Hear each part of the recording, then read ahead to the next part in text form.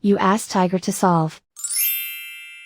This deals with linear equations with one unknown. The final result is p equals -1. Let's solve it step by step. Simplify the expression. Group like terms. Simplify the arithmetic. Group all constants on the right side of the equation. Subtract 2 from both sides. Simplify the arithmetic.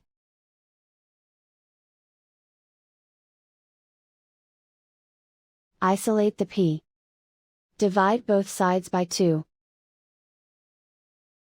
Simplify the fraction.